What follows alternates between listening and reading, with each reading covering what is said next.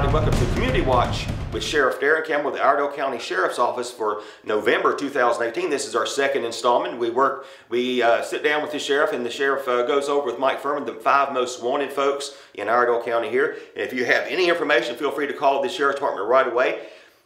Also on this episode, he's going to talk about school safety and some of the resources he's put in place to help with threat assessment and any safety issues at the area schools here in Iredell and Statesville.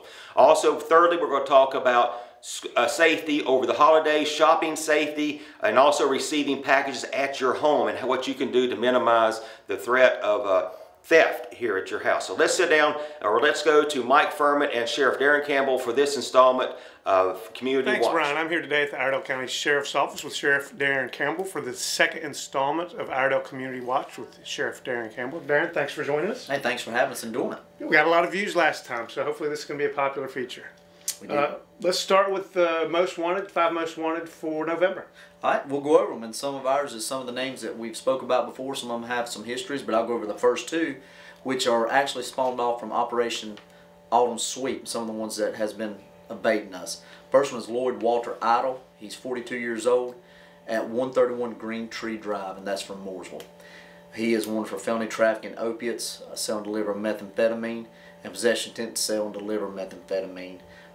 He has a tough history. He has a history of larceny, 6 counts of felony breaking and entering, DWIs, so he's a guy that we'd like to get in custody.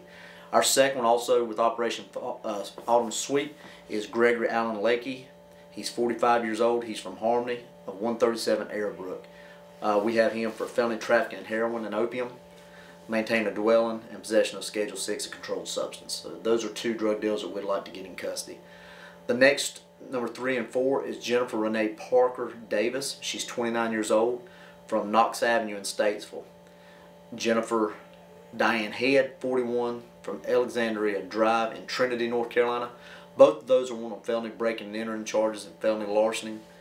Miss Head is wanted on 2 counts of those. So those are some that we'd really like to get in custody. They'd like to steal stuff from people's houses. The third one is Christine Andrew Anderson, 25 years old, of 102 Union Grove Road, and 3 counts of felony embezzlement and failure to appear on felony charges here in Iredell County. So those are some of the 5 this month that we'd like to get in custody and have the public help us. Obviously, they can contact us at iredellsheriff.com, through Facebook, or at our office number, which is 704-878-3180. Thanks, Sheriff. Let's talk for a minute about your Operation Autumn Sweep. Yes. How many of those suspects are still at large, and tell us a little bit about the efforts to apprehend them. Well, we still got about 10 that's still at large, and we may have information just tracking them down. As far as what we continue to do, we assign these to patrol officers. Our investigation and our narcotics division are still actively looking for these individuals. Hopefully, we want to get them in custody. You know, a lot of people, we sort of sort of wrote the article, we're not after addicts. We're not after those that need help. We're here to help anybody that can, but we obviously want to take the drug dealers off the street, because without the drug dealers, we have nobody to go to the addicts to buy. And if you don't have the addicts buying, they have no reason to steal and support their habits, so it reduces crime all the way around for us. And there's also the issue with, for lack of a better term, the quality of the drugs. People don't know what they're buying. It's really a public health concern. We've seen a large increase in overdoses in our county and state and nation. So it's a public health crisis as much as it is a public safety crisis. Absolutely, and it drives so much other crimes. For one thing we just spoke of, and also what it's mixed with. Now we have fentanyl being mixed in. You don't know what's being mixed into your drugs. Most of our farm opiates and our pills are manufactured through a pharmacy, but there is certain places that can use pill presses and have mixtures, deadly mixtures, and especially our heroin. Okay, thanks, Sheriff. Hey, thank you. All right. For the next segment, Sheriff, I thought we'd talk a little bit about the security incidents that your department investigated last week at West and South High Schools. We obviously had the serious shooting in Mecklenburg County at Butler High School, and so I know you take every threat seriously. Tell us a little bit about the work that goes into investigating these type of cases. You know, there's so much, sort of like we were speaking of earlier, you can never take any threat not serious. You don't know if the capability is actually there to follow through with it, but we investigate every one of them the exact same. and you'll see some of the charges. A lot of our charges will reflect how serious we're going to be on these charges, and we take a zero stance towards any threats to our parents or our administrators or our teachers inside these schools. And those last week was exactly that, and maybe so much as or just file a false report, but the threat's still there, and we want to make sure we send the message that we're not going to tolerate any type of threats of violence or violence in our schools. Well, it's a serious concern, and then the rumors spread, and it's really disruptive to the school environment. And like you said, you want your students and the teachers to feel safe while they're at school. Yes. If you don't investigate these thoroughly, you just can't have that.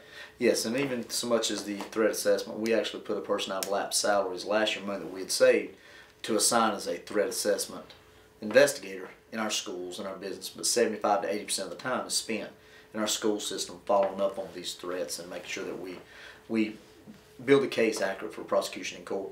So that new position, Dallas Hicks is in that position, yes. And he was a school resource officer for 14 years, I think. So he's well versed in what happens in schools, and I think he was one of the first people to respond, to the schools last week.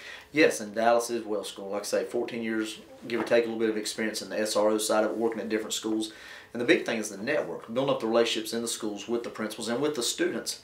Then now he's able to take that training and apply it to a threat assessment, because we have seen in numerous places, you see school shootings everywhere.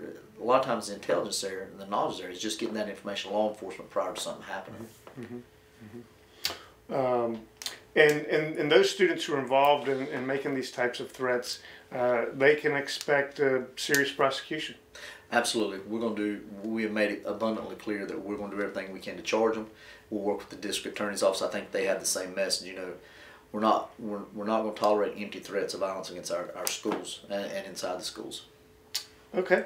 Well, for next segment, I thought just for a few minutes, we've got holiday shopping season coming up. In past years, criminals take the opportunity to steal packages off porches, or they'll follow people in parking lots. What is some of your advice that you give for people to, protect their property and their personal safety during the holidays? There's a lot of them. That's one of the growing areas of concern that we have, is people following delivery trucks or trolling through neighborhoods and looking at deliveries left on the porches and out front. The best thing you can do with that is obviously try to schedule when you'll be there, or try to schedule your neighbor to look out for deliveries, or simply meet. Usually you'll know your UPS guy. FedEx drivers can be a little different sometimes, but just leave a note or maybe get with them prior to, hey, put it here if you can. But the biggest thing is to be able to pick them up, sort of know when you can follow a lot online now, to follow when the deliveries will be, and try to get them out of view of anybody that would just be driving by. Mm-hmm. And what about if you're out shopping at the malls? If you're out shopping, the same old things go true. Try to keep your package in a trunk, locked in the trunk, don't have them visible. If you are carrying cash, which a lot of people don't, but try to carry them in your front pocket. As far as credit cards, make sure you're very protective with your credit cards, your PIN. There's a lot of people that will be trying to watch what you're doing, and just be careful of your surroundings. And watch people that may be a little too close, or you may notice the same person repeatedly around you. So just be careful. And be safe in the parking lot after dark, particularly if you're walking up to the car by yourself. Absolutely, and try to always have somebody with you if possible. I know sometimes that's hard, but you're right. Park as much as you can in lit areas. Mm-hmm. Okay, Sheriff. Well, thank you for taking the time this week to meet with us for this episode, and we'll be back next month. Absolutely. Thank you for doing it. Thank you.